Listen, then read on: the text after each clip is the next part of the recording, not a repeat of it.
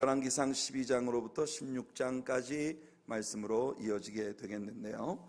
오늘 우리가 공부하는 부분은 왕국의 분열, 이스라엘의 역사 가운데 아주 가장 슬픈 그런 역사의 한 토막을 우리가 이제 공부하겠고, 각각 남북으로 나뉘어진 이스라엘에 있어서 북쪽 이스라엘 왕국과 남쪽 유다 왕국, 두 왕국의 초기 왕들에 대한 이야기들이 나옵니다. 오늘 저녁 우리가 커버하려고 하는 성경 범위가 상당히 넓어요. 12장부터 16장까지 5장에 걸쳐서 우리가 하나님 말씀을 함께 나누게 될 것이기 때문에, 그래서 제가 본문을 다 읽지 않고 여러분들이 3번 이상 본문을 읽어 오셨을 거라고 제가 믿고, 믿어도 되죠? 그래서 여러분들이 제가 혹시 참고로 안 읽으신 분 손 들으라고 하면 부끄러울 거니까 수요일 저녁 예배 오시기 전에 성경을 3번 이상 읽어 오신 분 한번 손 한번 들어보실래요? 예. 네, 감사합니다. 모두들 읽어 오셨군요. 예. 너무 감사합니다. 여러분들이 아주 팔로우업을 잘 하고 계셔서, 그러니까 여러분들은요 아무 불평하지 마세요. 이게 수요예배 말씀을 하는데 제가 여러분들에게 그거 3장 정도 그거를 좀 여러분들 읽어오시라고 하는데, 한 번 읽어보신 분 한 번. 역시 대부분 3장을 다 읽으셨군요. 자, 여기 보면은 좀 많은 인물들이 나옵니다. 특히 남북 왕조의 초기 왕들에 대한 이름들이 나오는데, 이 이름들도 우리가 모두 다 기억을 할 필요는 없을 것 같고, 우리가 꼭 주목해 보아야 할 중요한 인물들에 대해서만 우리가 이야기를 하도록 하겠습니다. 자, 12장으로 들어가는데요. 12장은 왕국의 분열입니다. 지난 주일 아침 설교를 통해서 우리는 르호보암이라는 솔로몬의 아들이 솔로몬의 뒤를 이어 왕위에 올랐던 것을 보았습니다. 백성들은 기꺼이 그를 왕으로 세우는데 반대가 없었습니다.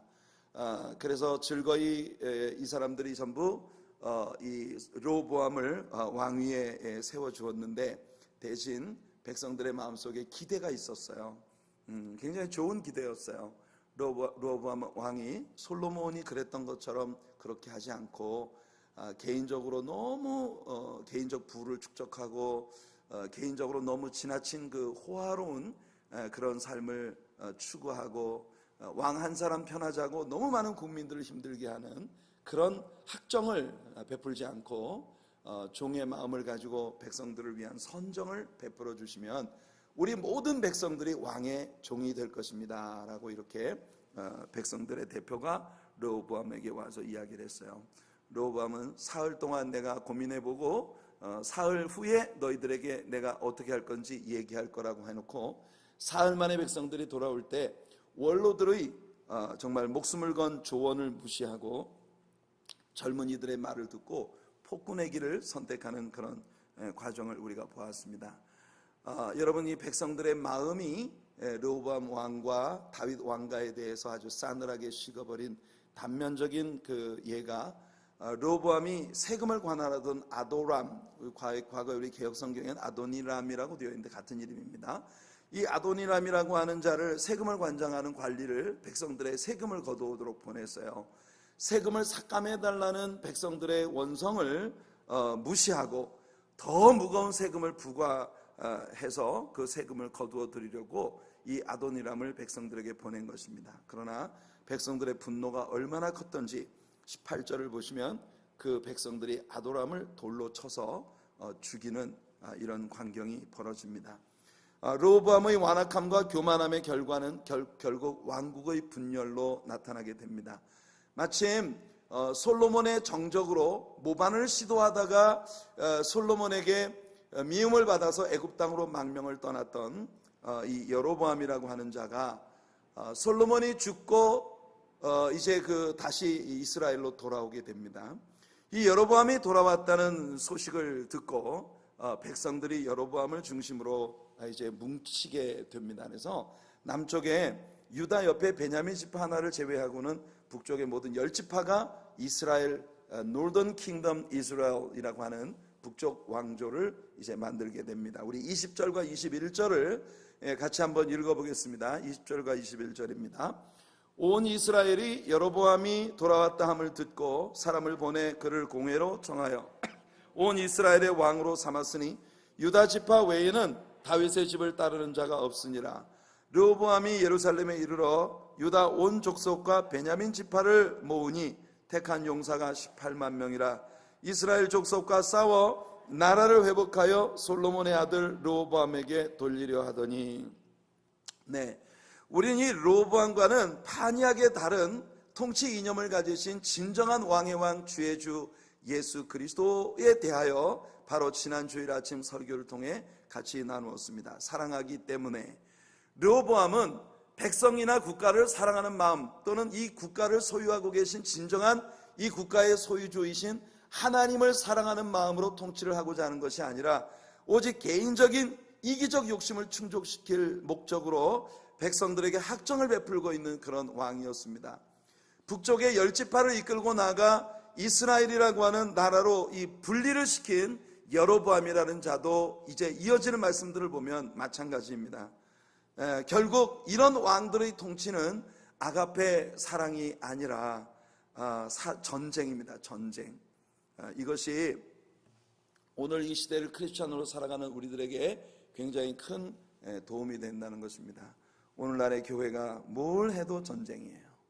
뭘 해도 전쟁이에요. 마귀와 더불어 싸우는 영적 전쟁을 하는 건 좋은데 그게 아니고 교회가 무슨 일이라도 하면 그 안에 교인들끼리의 전쟁이 벌어지는 그런 모습을 봅니다. 이거는요, 사람들이, 그 공동체 안에 모이는 사람들이 목적하는 바가 무엇인가 하는 것을 아주 선명하게 보여주는 거예요.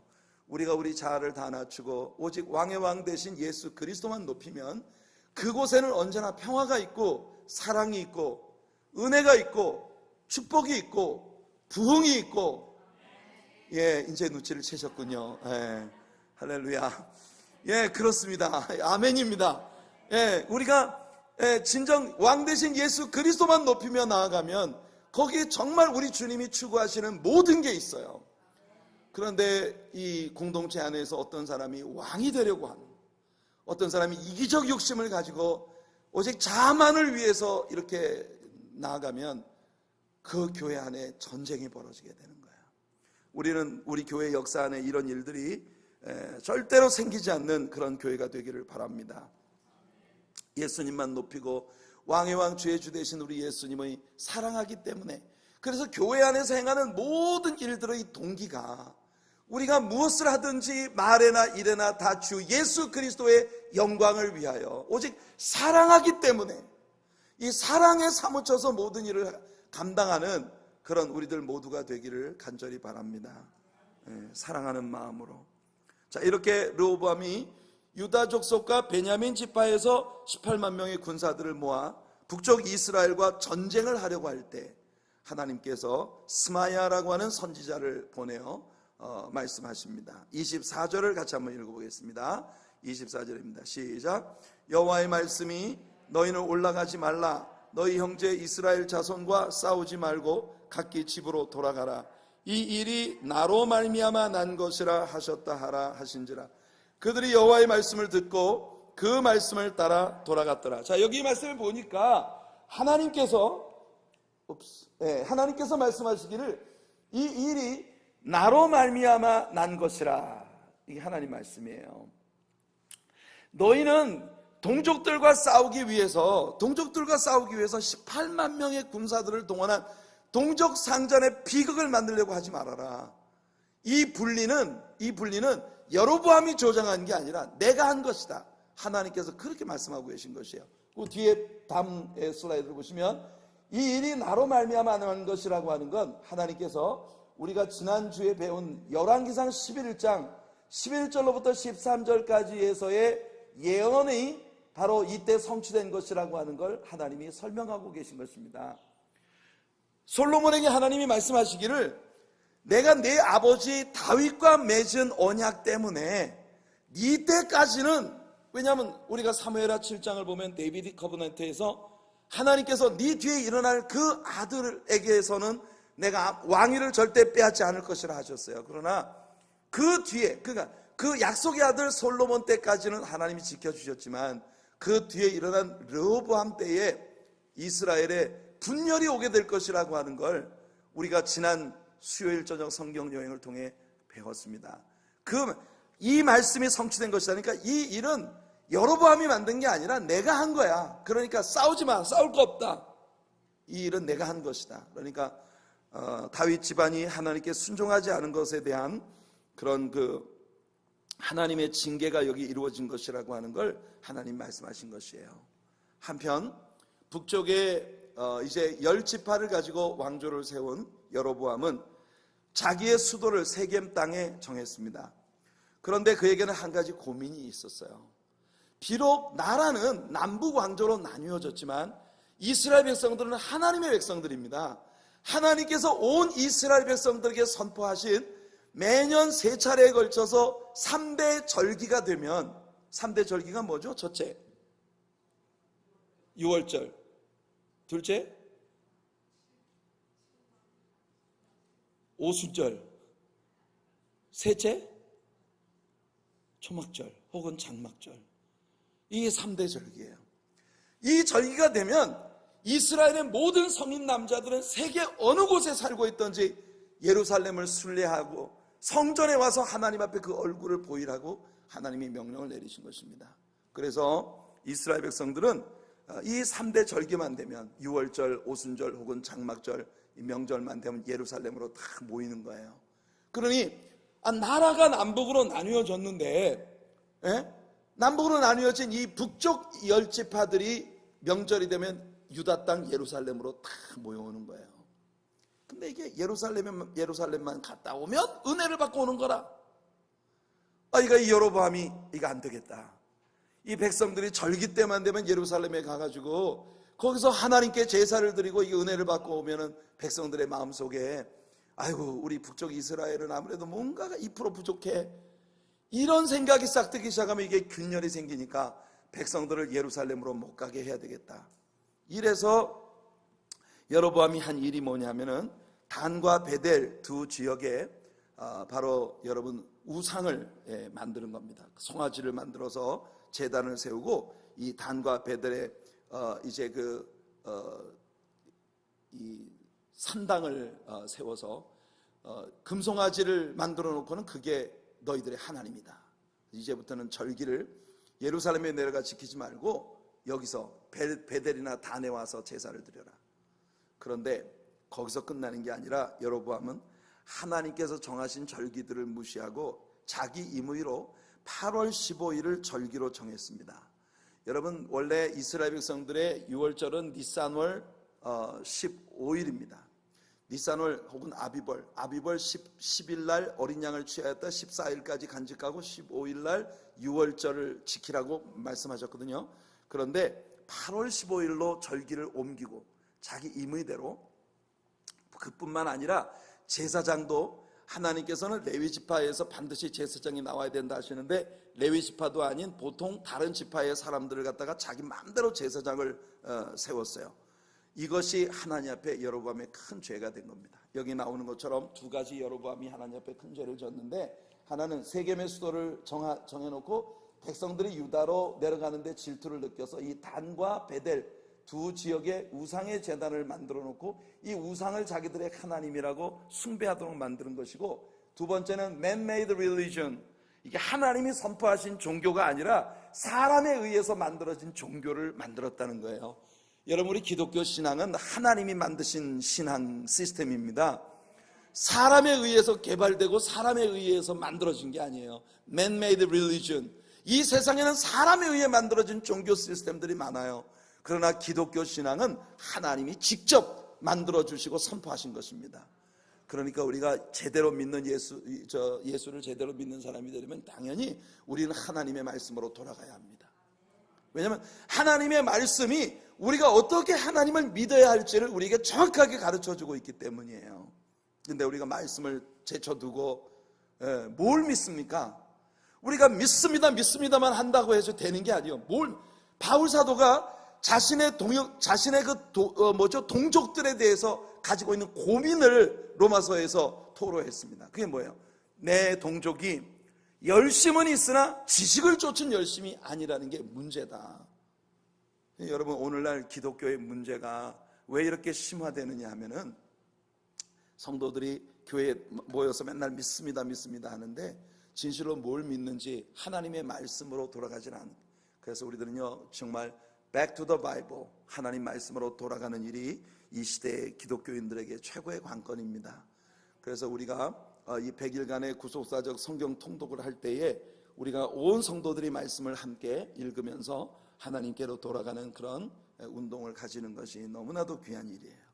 여러분, 자, 이렇게 해서 이제 12장은 르호보암 왕이 왕위에 오르면서 균열이 일어나는 장면을 우리들에게 보여주었습니다. 13장으로 들어가는데요, 13장은 여로보암에 대한 하나님의 심판과 또 남쪽 유다의 범죄에 대하여 이제 말씀하고 있습니다.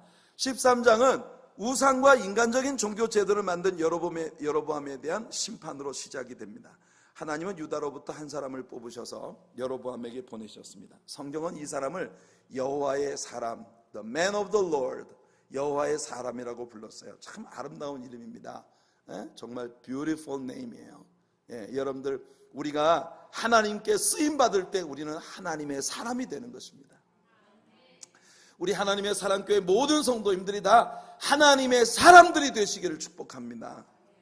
하나님은 이 여호와의 사람을 통해서 여로보암에게 경고를 하셨어요.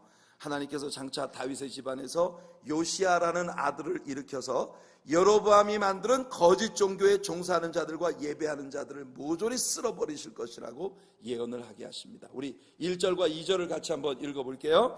1절 2절입니다. 보라, 그때에 하나님의 사람이 여호와의 말씀으로 말미암아 유다에서부터 베델에 이르니 마침 여로보암이 제단 곁에 서서 분향하는지라. 하나님의 사람이 제단을 향하여 여호와의 말씀으로 외쳐 이르되, 제단아 제단아, 여호와께서 이와 같이 말씀하시기를 다윗의 집에 요시아라 이름하는 아들을 낳으리니 그가 내 위에 분향하는 산당 제사장을 내 위에서 제물로 바칠 것이요 또 사람의 뼈를 내 위에서 사르리라 하셨느니라. 그리고 이 말씀이 반드시 이루어질 것이라고 하는 걸 증명하는 징표를 하나님이 보여주셨습니다. 그것은 분향하던 여로보암의 제단이 갈라지고 그 위에 재가 쏟아지리라는 것이었는데, 이 일이 그대로 이루어지는 것을 우리가 성경에서 봅니다. 여기 하나님께서 장차 다윗의 집안에서 요시아라는 아들을 일으키겠다고 하셨는데, 이 말씀은 굉장한 예언입니다. 여러분은 오늘 아주 중요한 것을 배우고 계신 것이에요. 구약의 모든 예언들은 항상 이중적 의미를 가지고 있는데요, 그것은 역사 속에서 반드시 한번 이루어집니다. 그러니까 immediate accomplishment, 이 예언이 선포된 때 그 시대에 그 예언의 징후가 이루어지는 거예요. 그러나 그것이 끝이 아닙니다. 그 동일한 예언이 correspondent accomplishment, 먼 훗날에 예수 그리스도와 연관된 사건으로 다시 한번 성취가 되게 되는 거예요. 그래서 구약의 모든 예언들은요, 이중적인 성취를 가지고 있는 것입니다. 이 요시아에 대한 예언도 마찬가지여서 훗날 하나님은 진실로 요시아라고 하는 왕을 유다에 세우십니다. 앞으로 우리가 이 왕국의 역사를 공부하면서 요시아라는 인물은 우리가 굉장히 집중해서 공부해야 할 아주 중요한 인물 중에 하나예요. 이 남쪽 유다의 역사 가운데 마지막 종교개혁을 이룩한 아주 신실하고 하나님께 많은 축복을 받은 그런 왕이었어요. 정말 요시아 왕을 하나님이 세우셔서 여로보암이 세웠던 모든 단과 산당을 불사르고 빻아서 가루를 만들게 하십니다. 나중에 여러분들 열왕기하 23장을 보시면 열왕기하 23장 15절부터 18절까지 말씀에 이 요시아라는 인물이 와서 이룬 그 일들을 성경이 기록하고 있는 걸 보시게 될 거예요. 여러분, 그가 정말 놀라운 겁니다. 요시아라는 사람이 태어나기도 전에 하나님 그의 이름까지 정확하게 거명하시면서 이 요시아라는 인물이 이런 일을 할 것이라고 말씀하신 것이에요.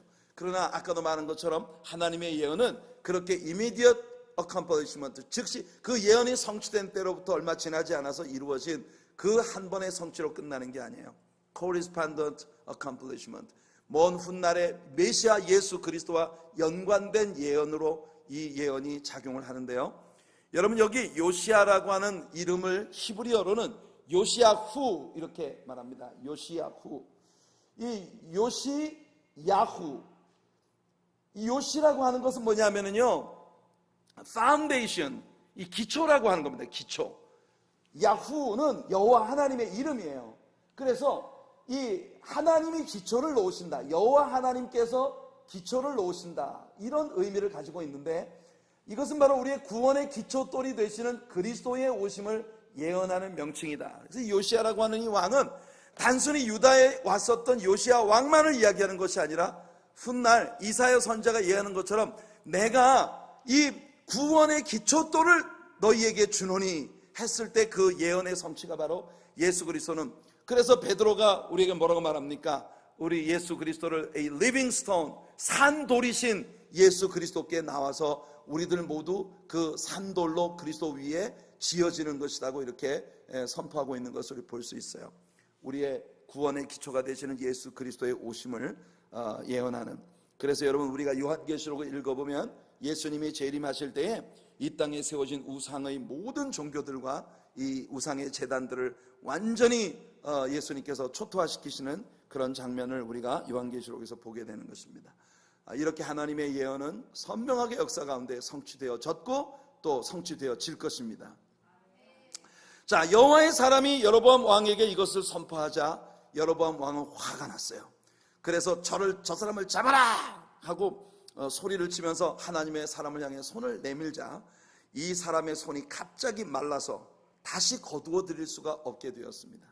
그러자 여로보암은 이 하나님의 사람에게 통사정하나님, 내가 잘못했으니 나를 용서해 주시고 나를 위해 기도해 주세요. 그랬더니 이 하나님의 사람이 여로보암을 위해서 기도하자 그의 손이 다시 움직여졌습니다. 여러분, 이 정도 사건이 벌어졌으면 여로보암이 회개해야 되겠어요? 안 되겠어요?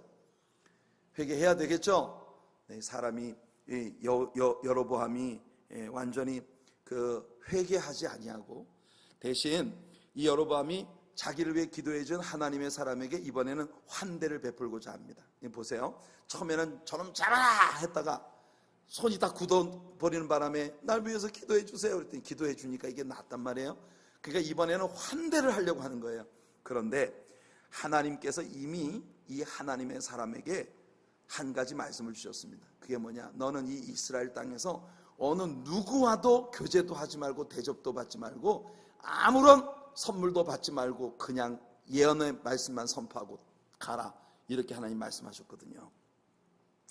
그래서 이 하나님의 사람이 왕의 환대를 다 거절해 버립니다. 8절과 9절 말씀을 보시면 하나님은 우리 신자들이 이 세상과 섞여 있는 것을 대단히 기뻐하지 않으십니다. 다시 말씀드리지만 우리가 세상 사람들을 떠나서 사는 건 하나님의 뜻이 아니에요. 그렇지만 이 세상에서 빛된 삶을 살기 위해서 우리는 이 세상 사람들이 가지고 있는 시스템, 이 세상 사람들이 가지고 있는 사고방식, 이런 것들과는 구별되어진 우리 하나님의 선함과 주님의 진리의 말씀에 뿌리를 내린 그런 아름다운 주님의 예수 그리스도를 닮아가는 삶의 스타일을 지닌 그런 구별되어진 하나님의 사람들로 살아야 하는 겁니다. 아멘. 그래서 여러분들, 우리가 하나님의 사람이라고 할 때 이 하나님의 사람은 그렇게 구별되어진 그런 삶을 살아야 하는 거예요. 그래서 이 하나님의 사람은 여로보암의 제의를 거절하고 돌아가는데요, 안타깝게도 이렇게 단호하게 그 여로보암의 제의를 거절하고 돌아가던 이 하나님의 사람이 그만 미혹에 빠지게 되는데, 이 장면을 여러분 눈여겨봐야 됩니다. 이 하나님의 사람을 넘어뜨리는데 거짓 선지자가 등장합니다. 오늘날도 이 땅에는 거짓 선지자들이 너무 많아요. 그래서 수많은 그리스도인들로 하여금 그리스도 안에서 진정한 삶의 열매를 누리지 못하게 하고 아주 감미롭고 신기한 세상적인 일들에 길들여져서 신자들로 하여금 성경과 그리스도로부터 멀어지게 만드는 이런 거짓 선지자들이 오늘날 교회 안에 너무 많다는 겁니다. 베델에 한 늙은 선지자가 있었어요. 그의 아들들이 아버지에게 와서 하는 말이, 하나님의 사람이 여로보암 왕에게 와서 이런저런 일을 했습니다라는 이야기를 합니다. 그러자 이 늙은 선지자가 급히 나귀를 타고 하나님의 사람을 쫓아갑니다. 그 하나님의 사람을 만나서 내가 대접을 할 테니 우리 집으로 가자 합니다. 그러나 하나님의 사람은 아까도 말한 것처럼 하나님께서 이곳에서 누구와도 함께 먹지도 말고 마시지도 말고 이 대화도 하지 말아라, 하나님 그렇게 금지하셨습니다 하면서 가려고 하자 이 늙은 선지자가 말합니다. 18절과 19절을 한번 직접 같이 읽어볼게요. 18절 19절입니다. 시작. 그가 그 사람에게 이르되 나도 그대와 같은 선지자라. 천사가 여호와의 말씀으로 내게 이르기를 그를 내 집으로 데리고 돌아가서 그에게 떡을 먹이고 물을 마시게 하라 하였느니라 하니 이는 그 사람을 속임이라. 이에 그 사람이 그와 함께 돌아가서 그의 집에서 떡을 먹으며 물을 마시니라. 자, 여기 보세요. 오늘날도 교회 안에 수많은 거짓 선지자들이 있어요. 그 거짓 선지자들이 이 사람처럼 합니다. 나도 선지자다. 나도 당신처럼 선지자. 당신만 선지자가 아니야. 근데 어젯밤에 하나님이 천사를 보내셔서 나에게 말씀하셨는데 나로 하여금 당신에게 극진하게 대접을 하라고 하시더라. 이 사람이 이 말에 속은 거예요. 하나님이 천사를 보내셔서 말씀하셨다고 하니까. 그런데 여러분, 이 사람이 놓친 게 뭐냐? 여러분들은요, 누가 와서 천사가 뭐라고 말했다고 하더라도 하나님의 입으로부터 직접 나온 말씀이 언제나 우선된다는 걸 잊지 마시길 바랍니다. 그래서 우리는요, 우리가 이 세상에 이루어지는 모든 일들을 분별할 때 하나님의 말씀에 기초해서 모든 것을 봐야 되는 거예요. 많은 경우에 우리 신자들이 자기를 선지자라고 소개하는 사람들한테 무방비 상태가 됩니다. 주의 종이라고 해서 여러분 다 믿지 마세요. 주의 종들이 하나님이 나에게 이렇게 말씀하셨습니다, 이렇게 이야기하는 것을 더 여러분들이 주의를 기울이셔야 해요. 하나님은요, 언제나 성경 가운데에서 어떤 사람에게 예언을 주셔서 역사하실 때 많은 경우에 양방향에 이렇게 여러분 both end에서 하나님은요 일을 하십니다. 예를 들어 고넬료에게 하나님이 환상을 보여주셨을 때 동시에 그 고넬료의 역사에 쓰임받을 베드로에게도 하나님이 직접 말씀을 주셨단 말이에요. 그러니까 여러분들 누가 하나님의 예언을 받았다 이런 이야기에 그렇게 혹하지 마세요. 예언 받은 게 말씀보다 우선되지 않습니다. 아멘. 그 사람이 무슨 천사가 와서 뭘 말했다 하더라도 하나님의 말씀과 매칭이 되지 않으면 그건 가짜예요. 여러분들 이게 믿음의 단호박이 되시기 바랍니다. 단호박이 뭔지 모르십니까? 단호박, 그냥 단호하게 박살내는 게 단호박이에요. 아주 여러분들 믿음의 단호박이 되시길 바랍니다. 하나님의 말씀 위에 여러분들이 서 있어야 돼요. 누가 와서 자기가 하나님의 종이라고 하면서 하나님께로부터 내가 응답을 받았다 이러면서 이야기하면, 특히 사람들이 참, 우리 특히 한국 신자들이 제일 약한 게 뭐냐면, 내가 어젯밤에 당신 꿈 꿨어 그러면 전부 눈이 동그래가지고 무슨 꿈, 무슨 꿈. 이 사람들이요, 왜 그러냐면 우리가 하나님의 말씀에 깊이 뿌리를 내리고 있지 않으니까 이게 약한 거예요. 하나님과의 커뮤니케이션에 늘 우리가 건강하게 깨어 있으면 누가 와서 뭐라고 해도 여러분들 눈나 깜짝할 필요가 없습니다. 여러분, 아멘. 이 신앙을 하나님 안에 가지시길 바랍니다. 누가 와서 뭘 보고 천사가 와서 무슨 얘기를 했다 하더라도 여러분, 하나님의 말씀과 상충이 되는 이야기는 절대로 믿지 않으시는 여러분들 되시기 바랍니다. 이 하나님의 사람이 여기서 잘못한 게 뭐냐면은, 그래요? 내가 나의 하나님께 한번 여쭤볼게요. 왜냐하면 하나님께서는 분명히 나에게 이곳에서 아무도 만나지 말라고 하셨습니다. 그런데 당신은 하나님이 천사를 보내서 말했다고 하는데 그분이 진짜 하나님이 하신 거라면 나에게도 말씀하시겠죠. 이런 배짱이 여러분들에게 있어야 된단 말이에요. 그러니까 누가 와서 여러분들에게 내가 예언을 받았습니다 그러면 그래요, 참 감사한 일입니다만은 그 하나님, 당신에게 나에 대한 예언을 주신 그 하나님이 나에게도 말씀하실 것입니다. 그러고 기도하시란 말이에요. 대개 사람들이 과학 공부를 좋아해요. 내가 직접 해야 되는데 내가 직접은 안 하고 숄컷으로. 그러니까 항상 어떤 하나님 앞에 특별한 능력을 받은 사람이 와가지고 막 안수한다고 주여 샥샥 막 깔고 앉아주면 그냥 이게 하나님의 내가 큰 능력을 받는가 싶어가지고, 여러분, 우리 하나님과 직접 만나는 왕 같은 제사장이 여러분들의 위치입니다. 어떤 사람에게도 현혹되지 않고 속지 않으시는 여러분들 되시길 축복합니다. 고린도후서 11장 15절에 보니까 그래서 바울이 사탄의 일꾼들도 자기를 의의 일꾼으로 가장하는 것이 또 대단한 일이 아니니라. 그들의 마지막은 그 행위대로 되리라 그랬어요. 그러니까 여러분, 사탄도 빛의 천사처럼 가장을 하고 다가올 수 있기 때문에 여러분들이 이런 데 속으면 안 돼요. 가장 안전한 건 하나님 말씀을 묵상하고 기도를 통해 늘 하나님과 교제의 끈을 놓지 않는 겁니다. 여러분들이 정말 건강한 신자로 세상을 살아갈 수 있는 비결이에요. 왕도가 없습니다. 다른 새끼리 없습니다. 어떤 유명한 사람한테 붙어가지고 과외 공부하려고 하지 말고 하나님의 말씀에 직접. 그러니까 여러분들 시험에서 맨날 수석 합격하는 애들 인터뷰하면 뭐라네, 교과서 중심으로 공부했습니다. 근데 그게 정답이에요. 여러분, 교과서 중심으로 공부하는 사람이 수석 합격하는 사람이에요. 아멘. 그러니까 하나님 말씀에 집중하시는 여러분들 되시기를 축복합니다. 결국은 이 일로 말미암아 하나님의 사람은 하나님의 말씀을 어긴 것이 되었고, 결국 집으로 돌아가는 중에 사자의 습격을 받아 죽임을 당하고 맙니다. 결국 똑같은 하나님의 선지자가 거짓 선지자에게 속임을 당해서 희생을 당한 거예요. 하나님의 일을 하는 사람들일수록 우리는 이 부분에 더욱 깨어있는 신자들이 되어야 합니다. 어떻든 여로보암은 이렇게 하나님의 사람을 통해 경고도 받았고 확실한 표적도 보았지만 끝내 하나님께로 돌아오지 않고 계속해서 악을 행하다가 이것이 하나님 앞에 죄가 되어 그의 집이 지면에서 완전히 끊어져 멸망하게 되었다고 여기 34절이 선포하고 있는 것을 봅니다. 이제 우리 14장과 15장에서 여로보암과 그의 후손들이 어떻게 멸망의 길을 걷게 되는가. 여로보암의 집안이 망한다고 34절에서 선포했고, 그 여로보암의 집안이 망하게 된다는 그 선포가 역사 속에서 어떻게 현실적으로 이루어졌느냐 하는 걸 14장과 15장이 우리들에게 보여주는 거예요. 자, 14장은 하나님의 심판과 유다의 타락에 대한 이야기를 우리에게 보여줍니다. 14장 1절부터 20절까지의 말씀은 여로보암 왕에게 임한 하나님의 심판이 나옵니다.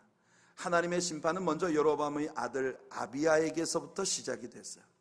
여로보암에게는 그의 왕위를 이을 다른 아들이 없었기 때문에 여로보암은 이 아들에 굉장한 관심을 두고 애착을 갖고 있었습니다. 이렇게 절망적인 어려움이 다가오자 여로보암은 전날에 자기에게 왕이 될 것이라고 말했던 선지자가 한 사람 있었던 것을 생각하게 됩니다. 그는 이제라도 하나님께 돌아가면 되는 거예요. 하나님께 돌아가면 될 건데 하나님께로 안 가. 끝내 하나님께로 가지 아니하고 그는 그 선지자를 만나고자 하는데 그 선지자에게도 자기가 직접 가지 않고 자기 와이프를 보냅니다. 얼마나 교만한 사람입니까? 이 선지자의 이름이 아히야였어요. 아히야. 여러분이 아히야라고 하는 이름은 brother of Jehovah. 이 야라고 하는 말이 야훼, 하나님의 이 이름을 말합니다. 그래서 brother of Jehovah, 여호와 하나님의 형제라는 말이에요. 참 너무나 근사한 이름을 가진 그런 선지자입니다. 이 아히야. 이 아히야는요, 육신의 눈이 멀었지만 육안을 가지고서 보지 못하는 모든 깊은 영적인 것을 보는 영적 안목을 가진 인물이었어요. 여러분들이 모두 하나님의 벗이라 칭함을 받는 그런 영적 안목을 지닌 아브라함과 같은 그런 성도님들이 되시기를 예수님 이름으로 축원해 드립니다.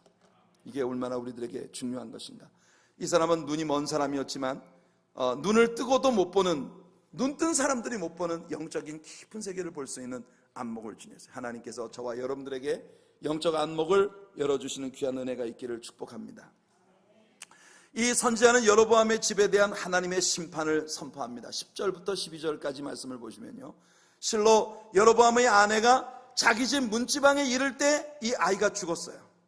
나중에 역대하 13장에서 우리가 배우게 되겠습니다만 여로보암은 그의 즉위 22년 만에 하나님께 맞아서 죽음을 당하게 됩니다.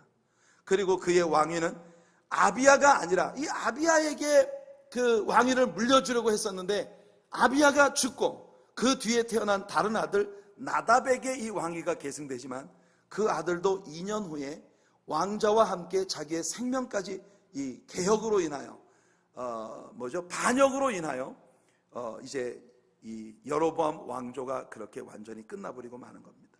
나답에게서.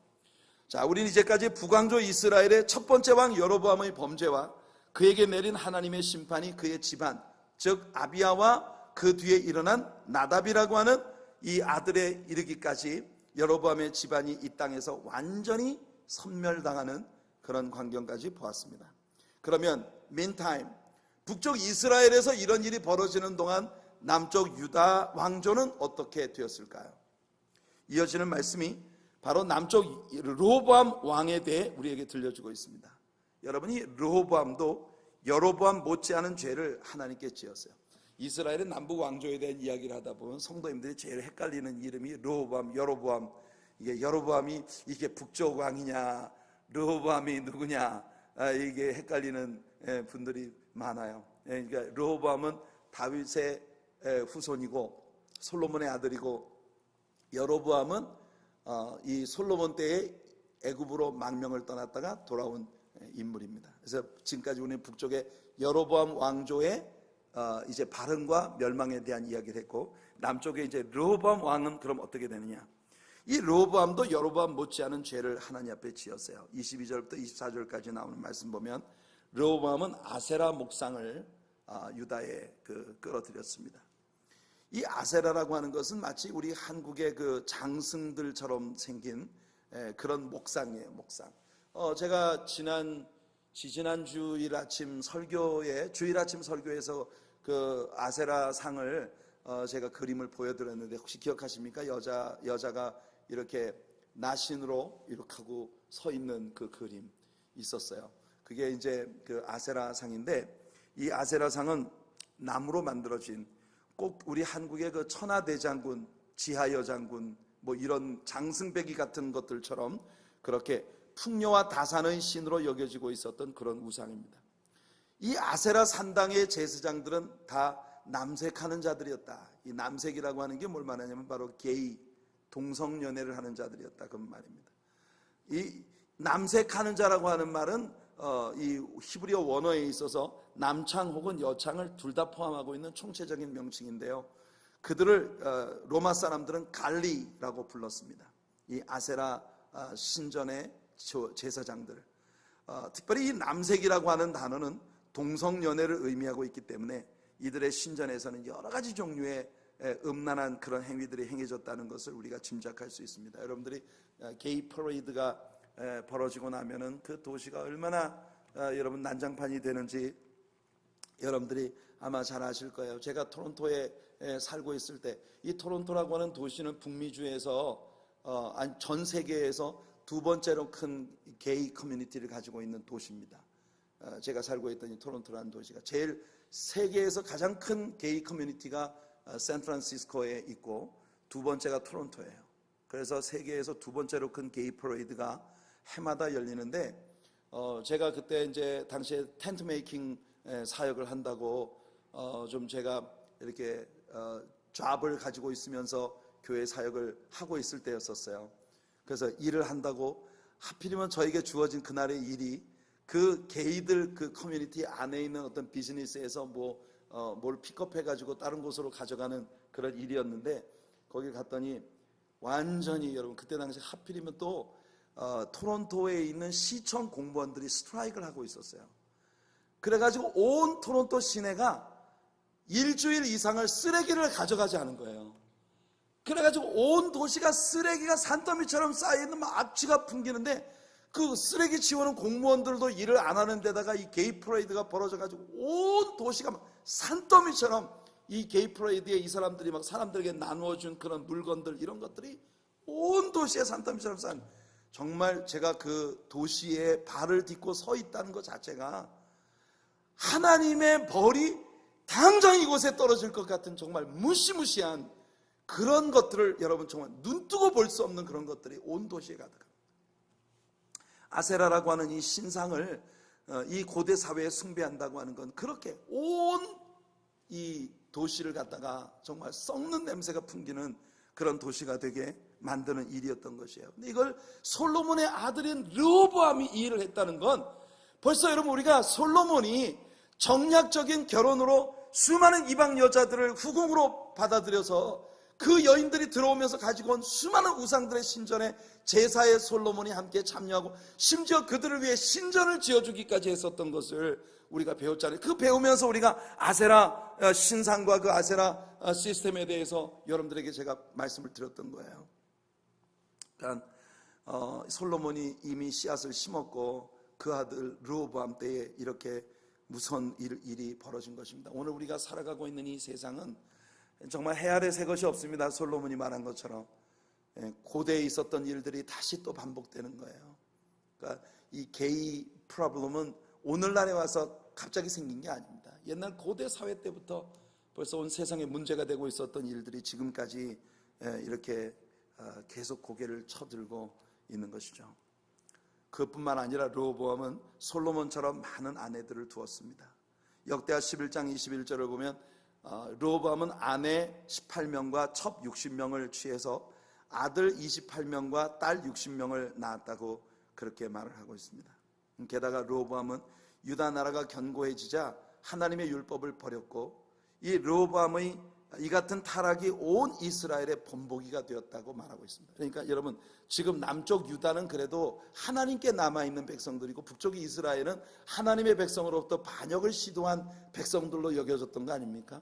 그런데 오히려 하나님께서 손들어 주신 이 다윗 집안에서부터 죄가 얼마나 난무하는지, 다윗 집안에 난무하는 죄악이 오히려 북쪽 이스라엘 사람들에게 본보기가 되었다는 거예요. 그래서 참 비통한 일이 벌어지고 있는 것을 봅니다.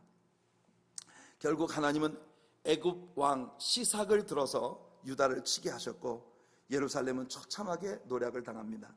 하지만 다행히 르호보암은 뒤늦게 하나님께 회개하고 하나님 앞으로 나왔기 때문에 이 일로 인하여 생명까지 빼앗기지는 않았습니다. 역대하 12장 6절부터 7절 그리고 12절이 이 기사를 우리에게 전해주고 있어요. 그러니까 여러분, 하나님께 매를 맞더라도 울며 돌아오면, 회개하면 하나님의 은혜를 베풀어 주신다는 것이 그게 정말 하나님의 은혜예요. 우리 하나님은 참 오래 참고 기다리시는 분이시고 늘 자비를 베풀기를 기뻐하시며 진노 중에라도 은총 베풀기를 잊지 아니하시는 주님이시다. 여러분, 그러니 하나님 앞에서 언제나 울며 매달리며 늘 주님의 기쁨이 되기 위해 몸부림치는 그런 우리들의 삶이 되기를 예수님 이름으로 축원해 드립니다. 15장으로 들어갑니다. 15장은 이제 남쪽 유다 왕국의 왕들에 대한 이야기를 다루고 있어요. 북쪽 이스라엘에서 이런 일들이 벌어질 때 남쪽 유다 왕국은 어떤 왕들이 일어나고 또 무너졌는가 하는 것을 우리에게 보여줍니다. 그리고 유다와 이스라엘의 전쟁에 관한 이야기를 다루고 있습니다.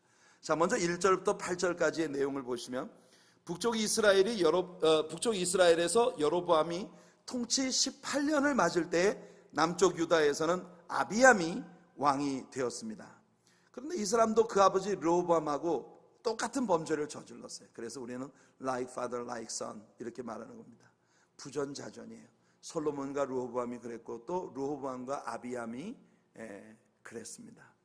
르호보암이 사는 날 동안 북쪽 이스라엘의 여로보암과 전쟁이 계속되었다고 성경은 말하고 있는데요. 이 르호보암의 아들 아비암도 이스라엘과 전쟁을 계속했습니다.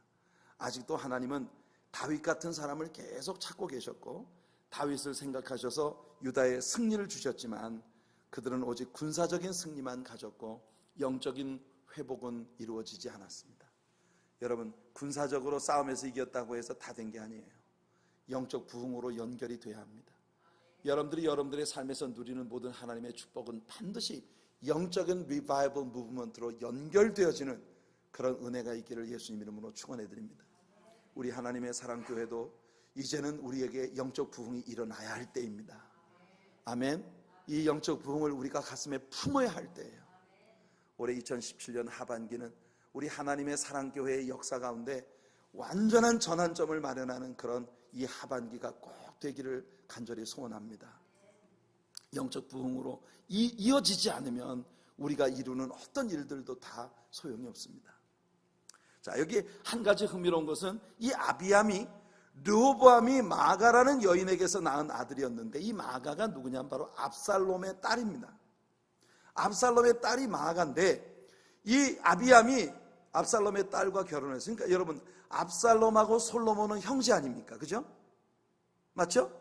이복 형제잖아요. 다윗의 아들들 아닙니까? 솔로몬과 압살롬은. 그러니까 이게 사촌지간끼리 결혼을 한 거예요. 이 아비암은 자기의 사촌 누이인 압살롬의 딸 마아가와 결혼을 한 것입니다. 그래서 이 둘 사이에서 또 아들을 낳았는데 그 아들이 아사예요. 아사. 이 아비암은 북쪽 여로보암의 통치 18년에 왕위에 올랐는데 그의 아들 아사가 왕이 된 것은 여로보암 통치 20년입니다. 그러니까 이 아비암은 불행히도 솔로몬을 꼭 닮았던 부전자전 르호보암을 꼭 닮은 아비암, 이 아비암 때에 와서 드디어 하나님께서 이 유다의 왕조를 치신 거예요. 그래서 결국 아비암은 2년밖에 통치를 못하고 죽습니다. 그런데 그 뒤에 동일한 이 르호보암과 마아가 사이에서 태어난 다른 아들이 있었는데 그 아들이 누구냐? 바로 아사입니다. 아사. 이 아사가 여러분 정말 유다의 역사에 남을 만한 아주 아름다운 왕이었어요. 그러니까 보세요. 하나님께서 남쪽 유다 왕조를 갖다가 이렇게 심판하시는 가운데에도 은총을 베푸셔서 아사 같은 그런 왕을 다시 일어나게 하시는 거예요. 죄송합니다. 아비암의 아들 아사인데 제가 왜 방금 지금 로보암과 마가 사이라고 제가 이렇게 혼돈을 했느냐 하면은 이 성경을 보면은 이 아사가 마가의 아들이라고 이렇게 나옵니다. 근데 사실은 이게 성경 시대에는 특히 이스라엘에 있어서는 그 조상들을 다 mother, father 이렇게 부르는 게 통례였어요. 그러니까 이 지금 사실상 여기 아사는 아비암의 아들이고 마가에게는 손자죠, 손자. 그런데 그 마가의 아들이라고 성경이 이야기하고 있는 것은 이게 그 히브리인들이 전통적으로 그들의 계보에 사용하는 그런 통상적인 언어예요. 이걸 설명하려고 한 게 제가 약간 혼돈이 되었었습니다. 그래서 마가는 이 아사 왕의 할머니예요. 자, 실로 오랜 기간에 좋지 않은 왕들이 일어난 뒤에 오랜만에 좋은 왕위에 올랐습니다. 이 아사는 왕위에 오르자 일종의 종교 개혁을 시도합니다. 자, 우리 15장 11절부터 15절까지 말씀을 같이 한번 읽어볼게요. 시작. 아사가 그의 조상 다윗같이 여호와 보시기에 정직하게 행하여 남색하는 자를 그 땅에서 쫓아내고 그의 조상들이 지은 모든 우상을 없애고 또 그의 어머니 마아가가 혐오스러운 아세라상을 만들었으므로 태우의 위를 패하고 그 우상을 찍어 기드론 시내가에서 불살랐으나 다만 산당은 없애지 아니하니라. 그러나 아사의 마음이 일평생 여호와 앞에 온전하였으며 그가 그의 아버지가 성별한 것과 자기가 성별한 것을 여호와의 성전에 받들어 드렸으니 곧 은과 금과 그릇들이더라. 이 아사 왕은 자신의 할머니 즉 태후인 마아가가 가지고 있었던 아세라 우상을 기드론 시내가에서 불살라 버렸고, 그리고 아세라 우상을 계속 숭배하고 있었던 이 압살롬의 딸 마아가, 그러니까 아사 왕 자신의 할머니인 태후 마아가를 폐위시켜 버립니다. 그러니까 이 아사는 자신의 개혁을 자신의 가정에서부터 시작했다는 거예요. 바울 사도가 교회를 섬기는 모든 지도자들은 가정을 잘 다스려야 한다라고 말을 하고 있는데, 언제나 모든 개혁과 부흥은 가정에서부터 시작이 되는 겁니다. 그러니까 여기 지금 이 아사 왕은 정말 훌륭한 그런 왕으로 하나님 앞에 서고 있는 모습을 봐요. 다만 한 가지 안타까운 것은 그가 산당을 완전히 없애지 않았으므로 훗날 유다 백성들이 언제라도 그 산당의 우상 숭배로 돌아갈 수 있는 가능성을 남겨두었다는 것이 안타까운 일입니다만, 어떻든 이 아사 왕에 대해서 칭찬을 할 때 여러분 방금 보셨죠? 다윗 왕의 그 길을 택했다라고 하는 것이 하나님께서 이 아사 왕을 칭찬하신 칭찬의 덕목이었어요. 자, 사역의 초기를 훌륭한 믿음으로 종교 개혁으로 시작했던 이 아사 왕도 그의 말년에 가서 조금 변하게 되는데요. 참 안타까운 일입니다. 북이스라엘에서 여로보암을 죽이고 왕위에 오른 바아사와 이 아사는 전쟁을 합니다. 이 아사 왕의 종교 개혁으로 유다 땅에 진정한 신앙 운동이 전개되자 북쪽 이스라엘 사람들이 예루살렘으로 왕래하며 하나님께 신실한 예배를 드리기 시작합니다. 이를 불안하게 생각한 바아사는 여로보암처럼 다시 우상을 세워놓고 이스라엘 백성들로 하여금 예루살렘으로 가지 못하도록 막았습니다. 이 일로 전쟁이 일어났는데 아사 왕은 이 전쟁을 위하여, 여러분 지금 유다 왕이 이스라엘과 전쟁을 하는데, 그러니까 형제 국가끼리 싸움을 하는데, 여러분, 하나님께서 정말 기뻐하지 않으시는 우상을 숭배하는 이 아람 나라 시리아 왕에게 많은 예물을 보내서 군사 지원 요청을 한 겁니다. 아사 왕이. 이 예물은요, 바로 아사 왕이 구별해서 하나님 앞에 바쳤던 금과 은, 하나님께 봉헌되었던 그런 재물들을 이 시리아 왕에게 보내서 그것으로 시리아 왕의 군대를, 병력을 이제 원조를 요청한 거예요. 그러니까 이 아사 왕은요, 하나님을 의지하고 믿는 믿음으로 거창하게 시작을 했는데, 불행히도 그의 훗날을 그는요, 하나님을 의지하지 아니하고 시리아 왕을 의지하는 이와 같은 믿음 없는 모습을 보이게 됩니다. 결국 그는 역대하 16장 7절로 9절까지 말씀을 보시면요, 한번 같이 읽어볼까요? 역대하 16장 7절부터 9절까지 우리 한번 여기 스크린을 보면서 말씀을 같이 한번 읽어볼게요. 그때에 선견자 하나니가 유다왕 아사에게 나와서 그에게 이르되, 왕이 아람 왕을 의지하고 왕의 하나님 여호와를 의지하지 아니하였으므로 아람 왕의 군대가 왕의 손에서 벗어났나이다. 구스 사람과 룹 사람의 군대가 크지 아니하며 말과 병거가 심히 많지 아니하더이까. 그러나 왕이 여호와를 의지하였으므로 여호와께서 왕의 손에 넘기셨나이다. 여호와의 눈은 온 땅을 두루 감찰하사 전심으로 자기에게 향하는 자들을 위하여 능력을 베푸시나니 이 일은 왕이 망령되이 행하였은즉 이후부터는 왕에게 전쟁이 있으리이다. 결국 여러분, 이 아사 왕은 이렇게 영적인 병이 들고 만 것입니다. 저는 그 선지자가 아사 왕에게 했던 이 말이 굉장히 하나니라고 하는 이 선지자가 아사 왕에게 했던 이 말이 우리들의 마음속에 두어야 할 말씀이라고 봅니다. 9절에 보니까 여호와의 눈은 온 땅을 두루 감찰하사 전심으로 자기에게 향하는 자들을 위하여 능력을 베푸신다. 여러분, 이 사실을 믿으시기 바랍니다. 오늘날도 하나님의 눈은 이 세상을 두루 다니시며 전심으로 마음을 하나님께 드리고 있는 사람이 있는지를 찾고 계시고, 그렇게 전심으로 하나님을 의지하는 사람에게 우리 하나님은 복을 베푸시는 분이십니다. 우리 하나님의 사랑교회 모든 성도님들이 전심으로 하나님을 사랑하여 많은 복을 받는 성도님들 되시길 바라요. 여호사밧에 관한 기록, 이제 그 아사 왕이 그렇게 해서 끝나고 그 뒤에 여호사밧 임금이 일어나게 되는데, 여호사밧 임금에 관한 기록은 이 열왕기에서는 그렇게 다루고 있지 않습니다만, 나중에 우리가 역대기를 공부할 때, 여러분, 역대기는요, 우리가 한 2주 혹은 3주에 걸쳐서 역대기 상하를 전부 커버하고 넘어갈 겁니다. 왜냐하면 열왕기에서 우리가 다 다룬 이야기들을 시각만 서로 다른 그런 시각으로 역대기를 이제 쓰고 있기 때문에, 그래서 역대기를 공부할 때 우리가 이 여호사밧 임금에 관한 이야기를 그때 우리가 공부하게 될 것입니다. 자, 24절 한번 같이 읽어볼게요. 24절 시작.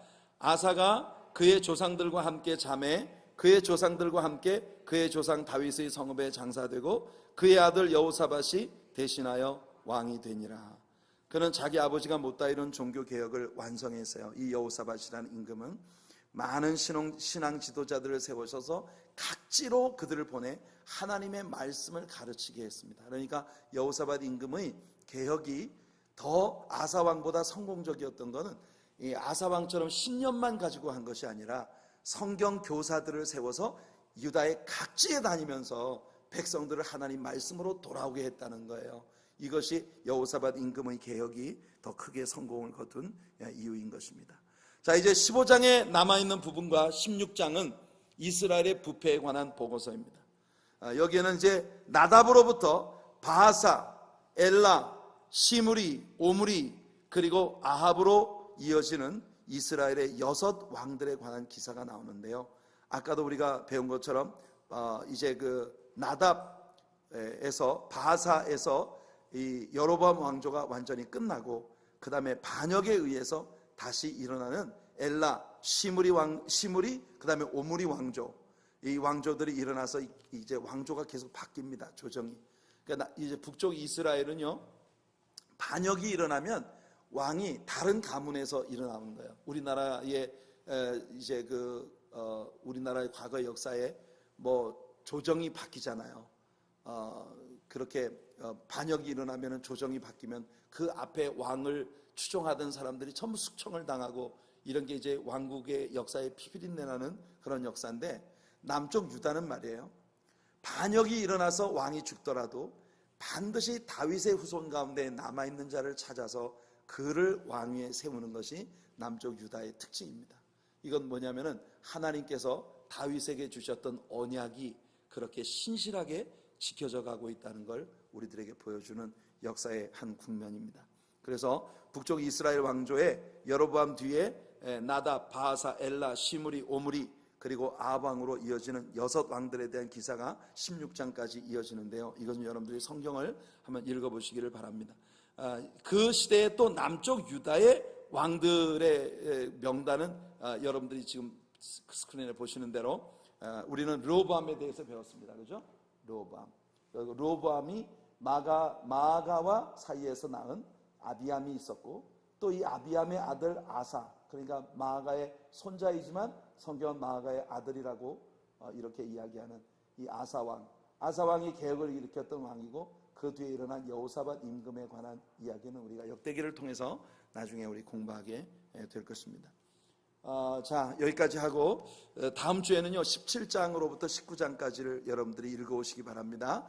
17장부터 19장까지 성경을 꼭 다음 수요일 날 오실 때 읽어가지고 오시기 바라요. 이 장면은요, 여러분들이 너무나 많은 설교를 들어오셨을 이 바로 엘리야 선지자, 이 아합 왕과 엘리야 선지자에 관한 이야기를 담고 있는 아주 흥미진진한 그런 말씀입니다.